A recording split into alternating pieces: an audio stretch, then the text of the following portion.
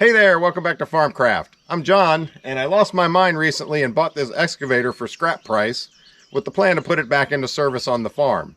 A lot of jobs that I could use it for, but this is going to be a lot of work. When I got it, it was leaking oil so bad I had to address some oil leaks first before I could do anything else. And so far I've fixed two of the leakiest hydraulic cylinders I've ever come across. But I haven't been able to test them out yet because I still have another leak to deal with. I have to deal with the hydraulic oil. I have to deal with the hydraulic oil filters. I'm going to be dealing with all of that in this video, and by the end of this video, we're going to get this thing up and running and put it to work. I've got a job in mind. Also, I've sent a couple oil samples to the lab for testing. Let's look at those real quick before we start ripping and tearing. All right, so here's our engine oil right here, and this is the hydraulic oil. And here we've got normal, wear, contamination, fluid condition, and then it gives you more details. It shows you the wear items, iron and nickel and chromium and all that. And they're all well within spec. Contamination, those were all negative. And then the fluid condition, these are your additives and everything that is added to the oil to make it perform better. And it shows you levels of those. They give you a recommendation, which is just to resample the fluid at the next service interval. They actually say that the oil is suitable for further service. So according to them, it doesn't even need to be changed. I am going to go ahead and change it just because I want to know how long it's been in there, and I want to know what is in there. This just says it's an SAE 40 oil. Who knows? Okay, so engine oil. Now hydraulic oil, most everything looked good except there were a lot of particles in it. Now these are micrometers, so greater than 4 micrometers there was 82,000, greater than 6 there was 8,700, and greater than 14 there was 169. So we're not doing a good job of filtering out these small particles, and they recommend change the filters. They also say that the oil is suitable for further service, so the oil is fine. Now that's no surprise because I think they've just been steadily adding it. It's probably new. But they have not changed the filters in a long time. And I can see why. They're expensive filters and there's 3 of them. But really that's good news overall. I don't have to worry about, there's no contamination in the oil. I don't have to worry about trying to flush the lines and get every speck of oil out of there before I refill it. I can just top it off and put in new filters and we're good to go. Really helpful to be able to test oil like this, get some sense of the state of your engine. And on a system like this, when there's that much oil in there, it's very expensive to change that. If you don't have to, you don't want to. So testing your oil really makes sense on these big tanks. So here we are. It's this line. It really doesn't look too bad from here, but every time you check, there's a lot of oil coming out of that line. A lot. It's just constant. That line, of course, goes to the arm cylinder, so it's a whole other circuit than what I did on these cylinders that are now full of air, so I expect a lot of leakage out of it. And you can see someone has done some brazing on it of some kind. Not sure what that's about. You can also see all of these lines go straight into the hose fitting and then straight into this. Some commenters told me, thank you, this is called I'm sure I'm butchering the pronunciation, but a Poclane 2-bolt flange fitting. Apparently they used to be used on Poclane equipment, which this was made for Case by Poclane. I think that's French, so it's probably Poclane or something, but you can see that all of these go straight to the hose, and then this has that on there. So I think somebody tried to adapt a hose to this, and that's why that's leaking. And that kind of thing is the thing that makes people scrap stuff, because they can't figure out how to do it and they don't want to deal with it. So I want to take that hose off of there, but I have a little trick that might help me not lose so much darn fluid here. Because, I mean, this is a 1-inch line there. It goes all the way up there. If it's full of oil, that's half a gallon of oil sitting in that darn thing. I don't really want to dump that all over the place. Let's see what we can do. So I've got this new tool to try called a Vac Track. It's basically a lithium-ion powered vacuum pump with magnets on it so that you can put it where you need it, turn it on, and it will create a negative pressure in your hydraulic system. I hope it works because that's going to be a lot more convenient than getting out the vacuum and trying to figure out how to hook it to everything. Let's go put it on there.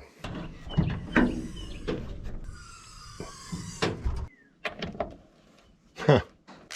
Wasn't even tight.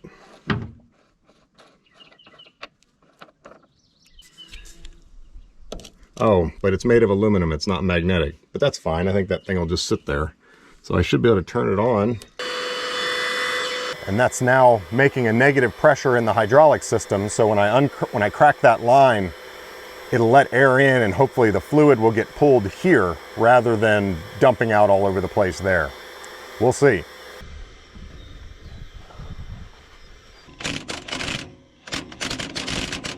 It's going the right way. Turn it up to 11. There it goes. Release the shmoo. That's a lot.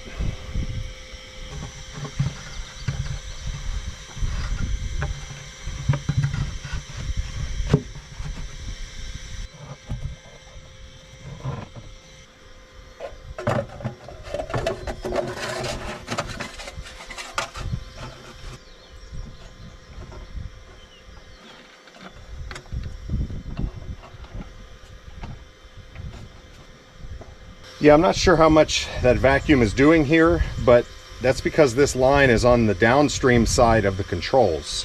So unless the controls are leaking, there's no way for the fluid to get back to tank right now. Also, I realized while editing this, I left the breather wide open, so there's really no way for the vacuum to make a negative pressure in the tank. So not really a fair test for the vac track just yet.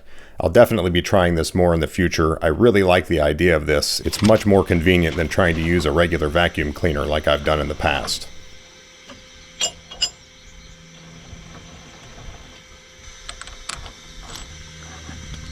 Yep.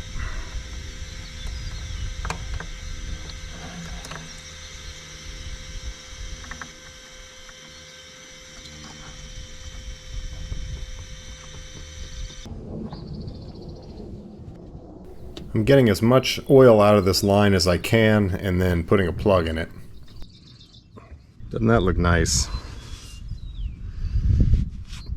I had originally thought I would probably work on this thing right where it is, but now that I see that that is a different line, I think they replaced this line with something else and then attempted to braze these together. If I look down at the bottom of that line, I also see the hex portion that is not on any of the other lines.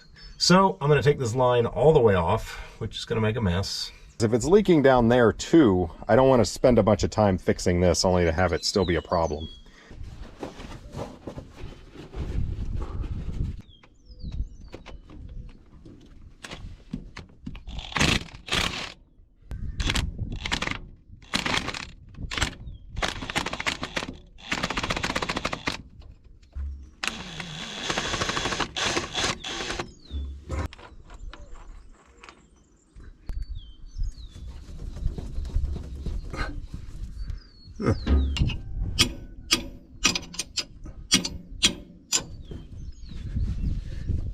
Come on.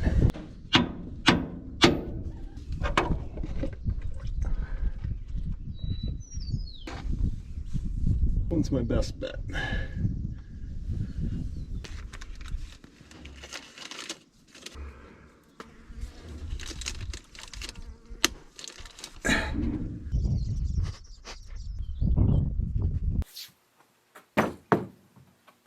Quite a brazing job there.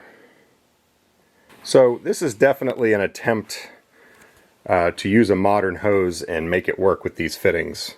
So it looks like they got a hose with a fixed end on it, and you can see they've done some welding on it, and then it looks like they took this down to something, put the two together and brazed them together, I think. I have a feeling that this end is not leaking because it looks like they didn't make any attempts to repair this end. So I think it's just this end. I think I'm probably going to start grinding at it and try to get the brazing off of there.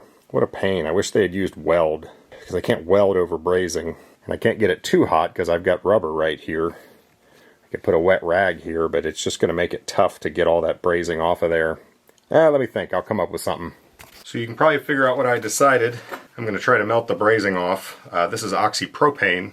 I've got a wet rag here so that the hose doesn't get too hot, and I'm just going to do real concentrated heat and try to melt all that off of there.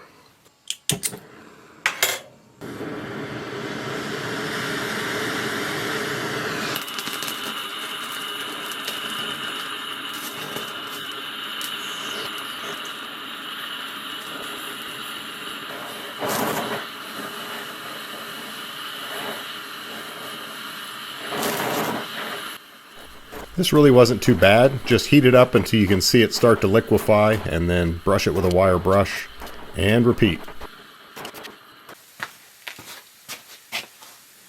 Definitely much more manageable now. And I never smelled any burning rubber or anything. I've got it down to, I can touch it again. So I think the hose will be fine. It's possible I reflowed the brazing and it won't leak now. Don't know.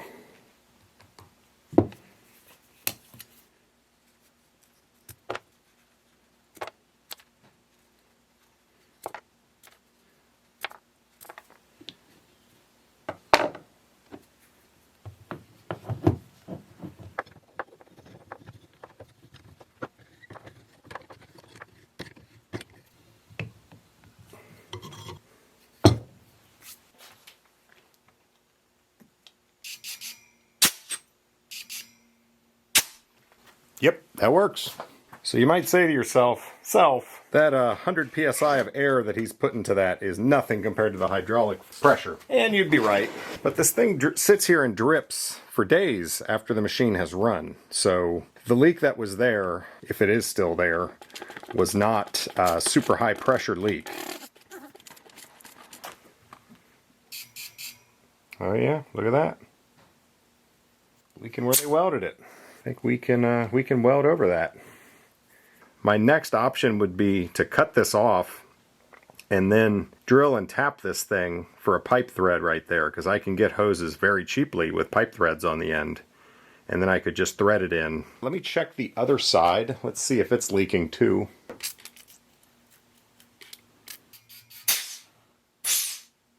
Nope, don't see any leaking on this side.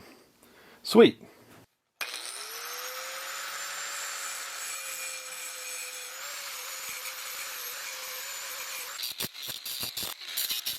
Alright, I've got it all ground clean. I want to see where we're leaking now.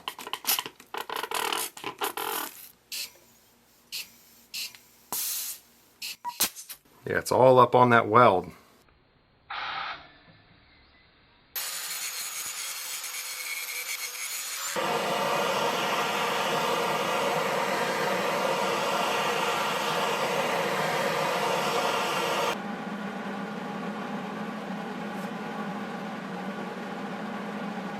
I don't have any good way to rotate this thing and weld that way, so I'm just going to have to do it by hand. It's not going to be pretty. I think I can make it not leak.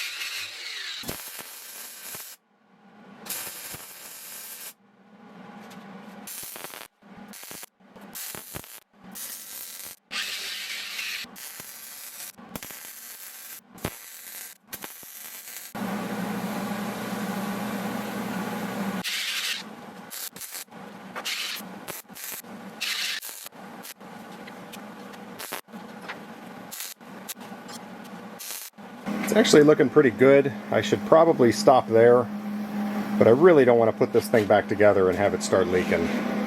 So I'm going to kind of do one more bead, well, multiple bead passes to cover it up one more time. Alright, 4 more beads all the way around. If that leaks, well, that's going to be embarrassing. Now I want to pressure test this thing with some air.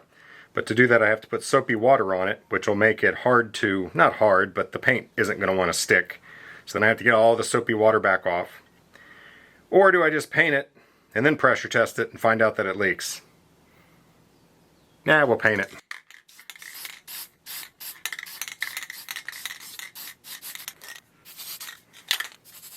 Just painting it because all that is regular mild steel. It's going to rust like crazy, so if it doesn't leak, I can keep it from rusting out. All right, moment of truth.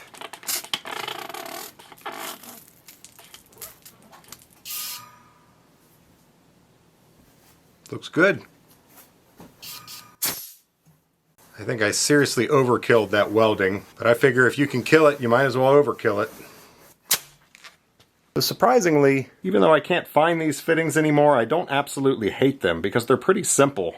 It's basically just a taper in here, and the ferrule matches the taper, and then the bolts pull it together. So everything here is something that I could machine. So I can definitely make these if I really have to.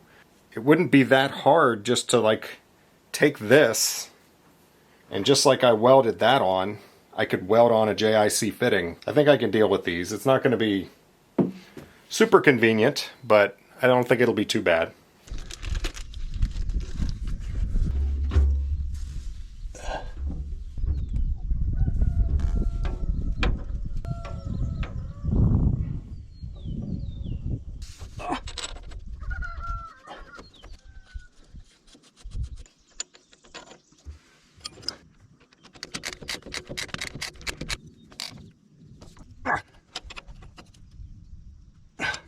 Just realized I probably shouldn't have painted that gloss because it already looks like it has oil on it.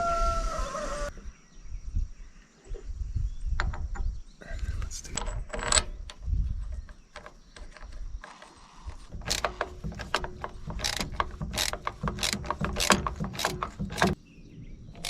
All right, hose is back on.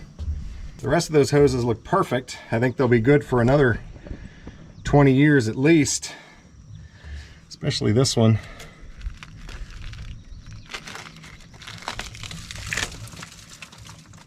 I see no problem here. So the strength of these hoses really comes from the steel belting that's around them. Oh, man, that stuff is tough. And it rusts, obviously.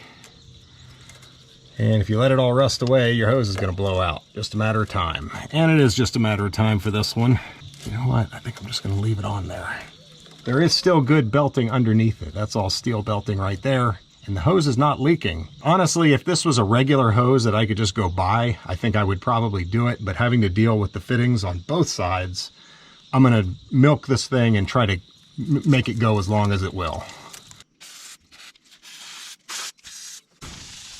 Engage comment section. We are starting with electrical tape. Cheapo, run-of-the-mill electrical tape. And really the only reason I'm doing this is because these wires are here. Cutting them off would be a lot of trouble with a grinder, and they're not hurting anything. They're not helping anything either.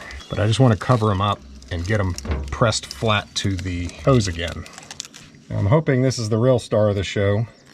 This is waterproof Gorilla Tape. And supposedly UV resistant and good stuff. I've used regular Gorilla Tape many times and been impressed, so hopefully this will be a similar experience.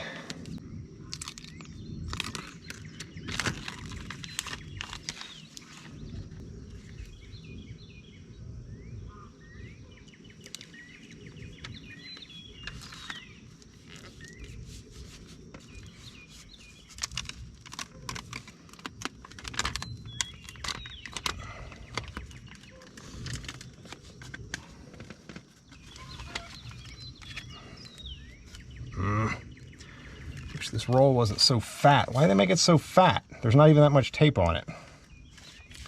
I need a mini roll.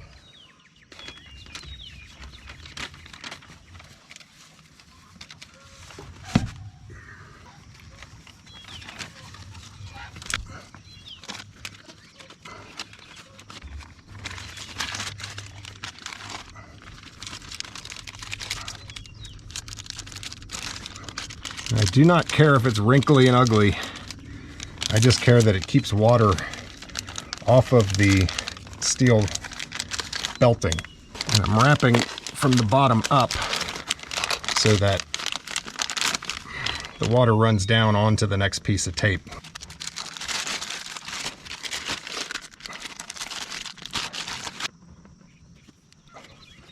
That is some sticky, gooey stuff.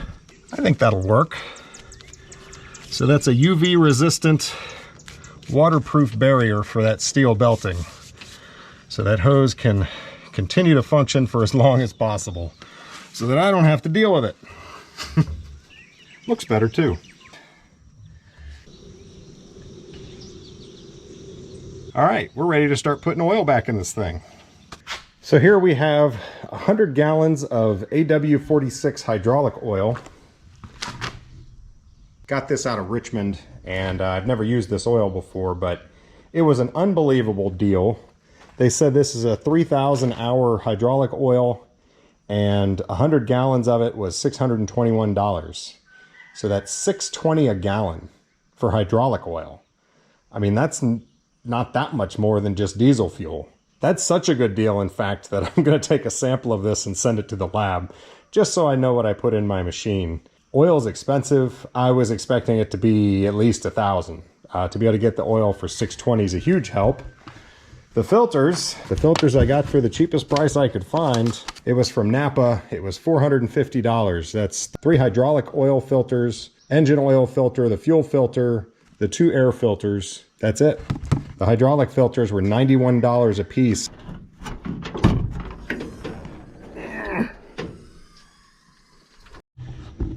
Well, this stinks. You know, I've been up here several times and I'm always focused on the filters. I never really looked at this. This is the breather, and I'm just now realizing that the breather is broken off. There's part of it still here, but that goes down. I don't think it directly communicates with the oil, but it's not supposed to be open. So that stinks. I'm gonna have to figure out something on that. For now, a yogurt container lid will keep anything from falling in there. Man, just cover it up. Why didn't the guy cover it up? Anyway.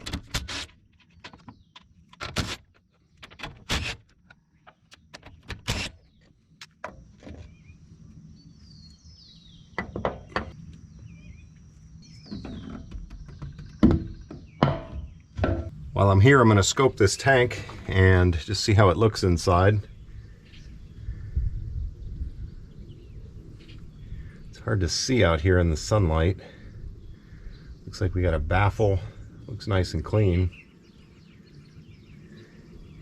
If I arch up, yeah, I can see that's the filter housing over here. I spin around, there's the other one. So 3 filters on this thing. This thing puts out 90 gallons per minute pumping. And what I can see in here looks okay, I think.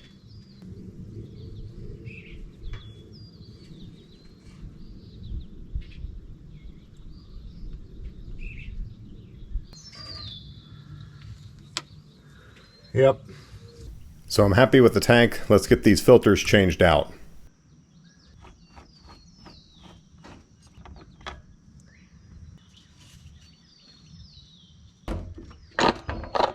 Oh wow. It's all magnets. That's kind of cool. Yeah, these filters with this metal on it will fool you. You look at them and you think, oh, that looks nice and clean, but if you look down inside, the paper is not clean in there.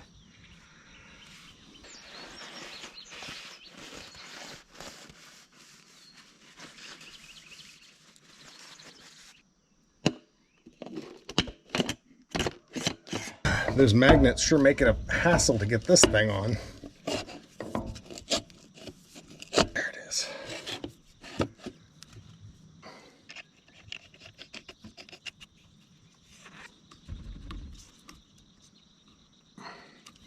All right.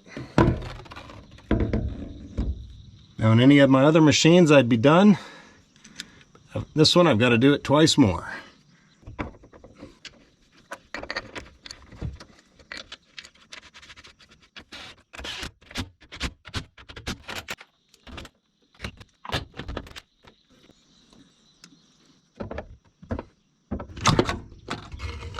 So the magnets have that on them, but no chips. Nothing really big enough to feel. So that's very normal. I'm happy to see that.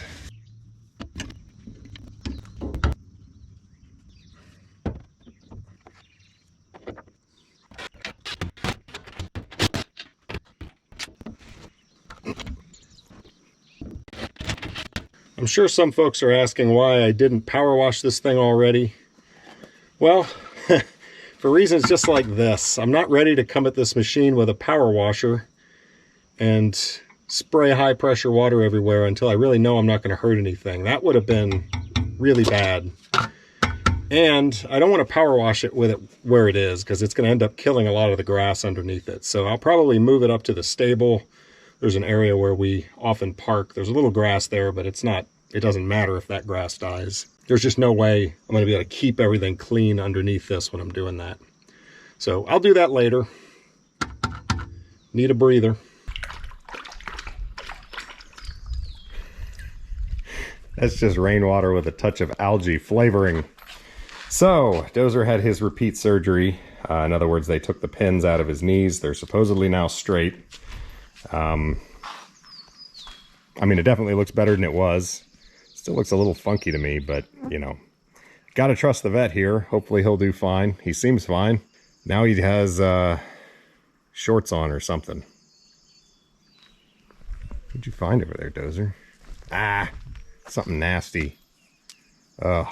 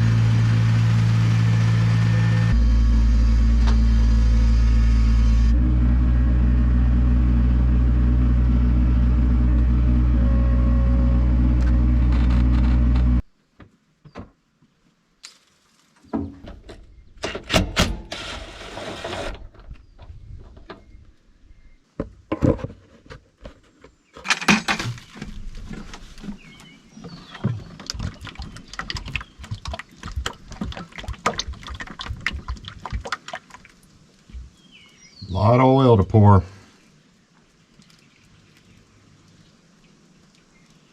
Yeah, the filters can only take it so fast, so I can't even go full speed. That stinks. It's definitely slow because you're pouring it through a filter, but I'm glad I am, because if there's any dirt on top of this, or any contaminants in the oil, or a bug lands on the filter, on the funnel, it's all going directly into the filter and then into the tank. So what's getting into the tank is clean. I could take the filter out and do it a lot faster, but then I'm contaminating the tank more than it already is.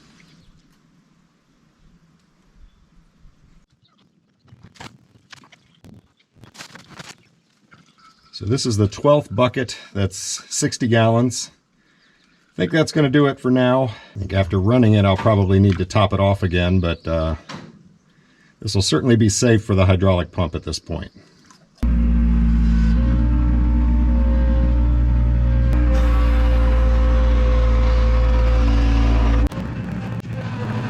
And here's our sight glass. That's full of oil now. I saw it come up and it's a little above, but that'll change shortly. I also attempted to clean out the breather and scoped it, but there really wasn't much to see here. I also wanted to take a look inside one of the hydraulic filters.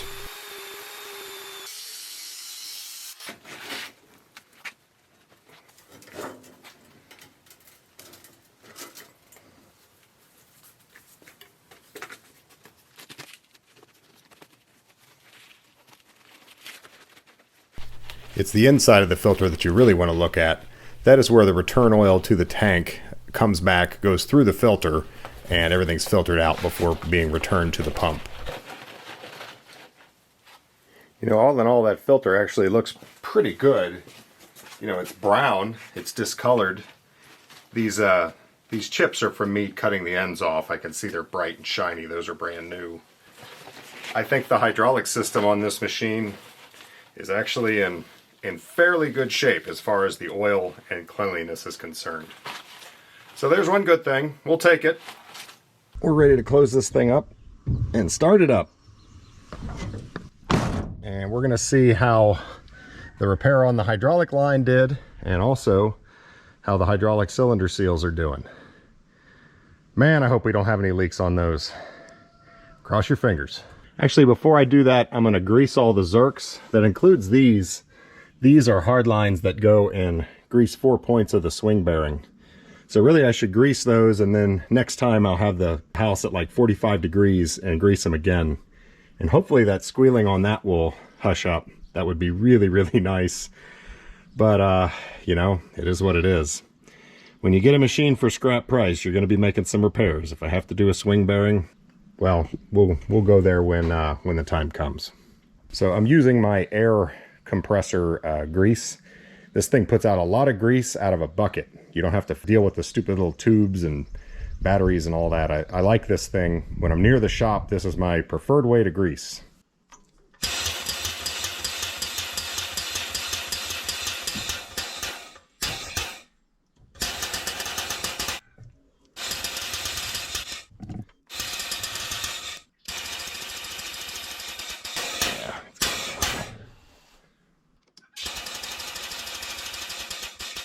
There's also a set of Zerks right there, I just did, and they all took grease.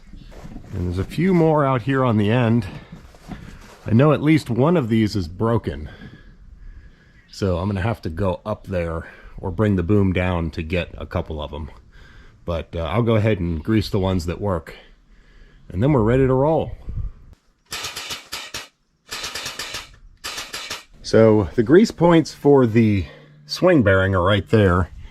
And you can actually see fresh grease here, and you can see more right there. The one on the opposite side of that did not grease, and I can see it on the ground right there, so I'm going to not use that hose anymore. But the one on this side did work, so I did get 3 points of grease in there. I don't expect that's going to be enough to get the whole bearing running smooth, but hopefully we'll hear a difference. Bucket curl cylinder, looking right up at it. Hopefully you guys won't see any leaks. That would stink. Actually, I think I'm gonna need to move you because you're gonna get smacked by the bucket when I curl it. There, now you're safe.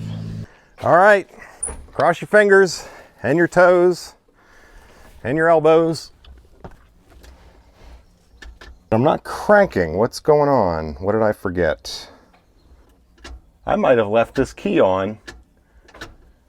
And now the battery's dead. Darn it.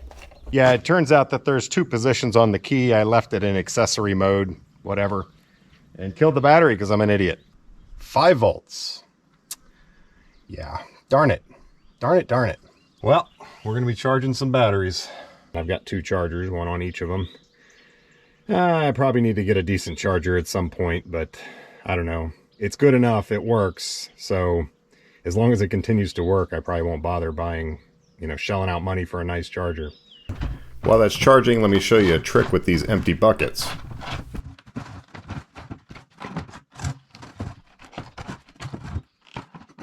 I put the 2 lids together so they don't collect dust. And did you know you could hook one bucket onto another bucket like this? Most buckets, the way they're designed, will do this.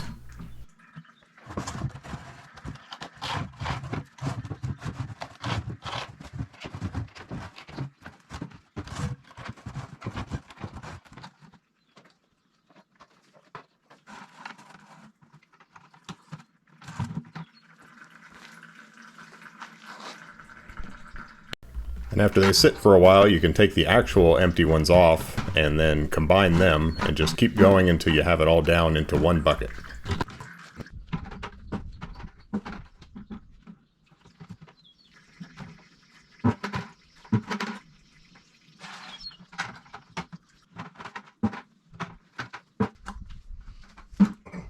Good time to collect an oil sample.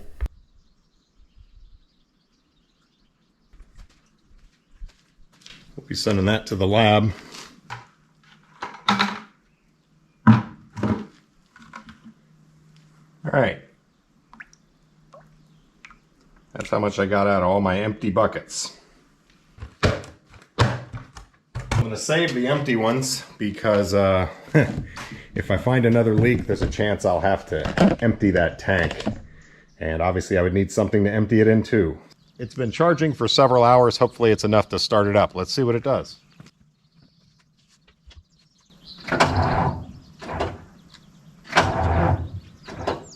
No can do. All right, I'm tired of waiting. I load tested the 2 batteries and this one is abysmal. I think this one is done. But I'm gonna sit here and charge it, see if it'll come back. I took a good battery, actually the one out of the 1010, and put it in there. So now I think it's gonna crank.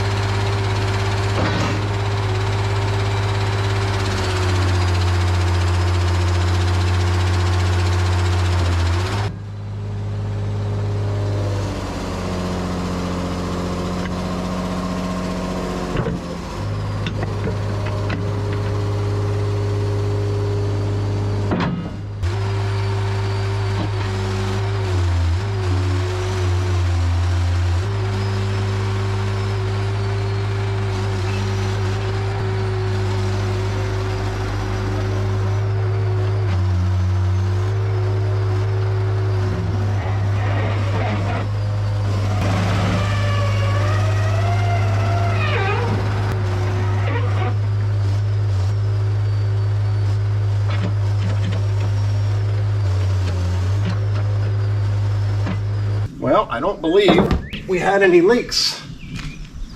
Both cylinders look dry. Really happy about that. Cylinder is totally dry. It's not leaking at all. Same with this one. You can see there's a little bit of grease on it from my assembly, but there's nothing dripping off of it. That's just for me greasing. It's nice and dry. And the hydraulic line's all nice and shiny because I'm an idiot and painted it with gloss, but no leaky. Yeah, that looks good. Now what I didn't notice was any difference in the swing bearing. But that's a giant bearing. Hopefully it just needs more grease. Oh man. Any advice on the swing bearing appreciated. I'm gonna grease it again and keep pivoting a little bit, grease it some more, and see if I can't get that thing to quiet down.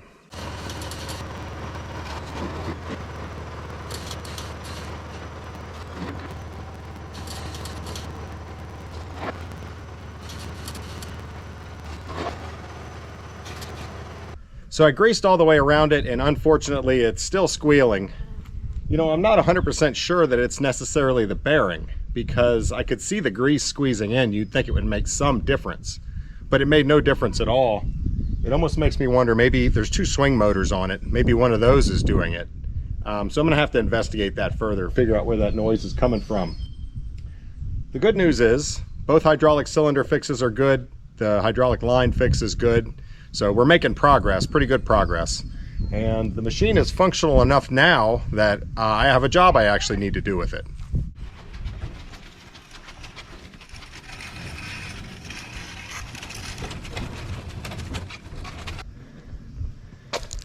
So this is an Electrolux refrigerator. They're made by the same people as Frigidaire. They're kind of the same thing. It is less than 10 years old. It's out of warranty and it's broken. Even better, I thought it might need a new control board. Well, the control board they're not making anymore. So they don't even support their appliances for 10 years. So we already bought a new one. I got a Whirlpool. My research said Whirlpool, GE, and Bosch were the ones that supported their products the best. Bosch was the best rated, but it was also twice as much. So welcome to John's Appliance Repair Shop. I figure the only thing that thing is going to work is with a healthy dose of fear. Let's see if we can scare it into working.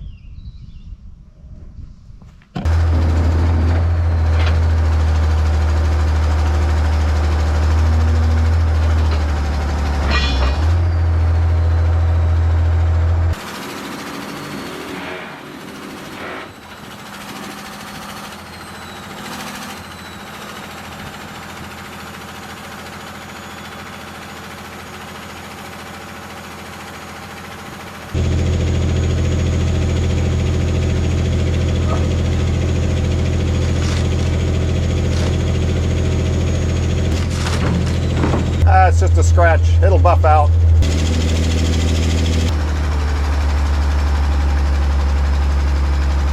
All right, Electrolux, this is your last chance.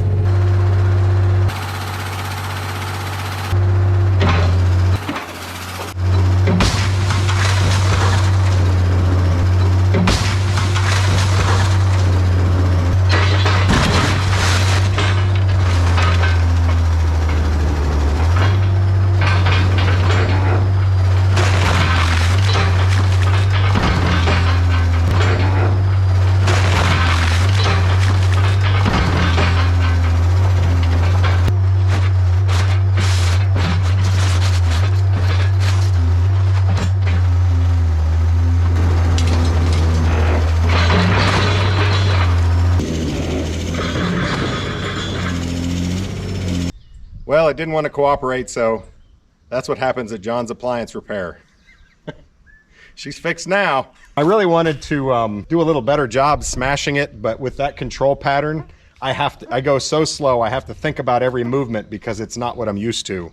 So I was struggling there trying to properly smash it. But I think we got it good enough.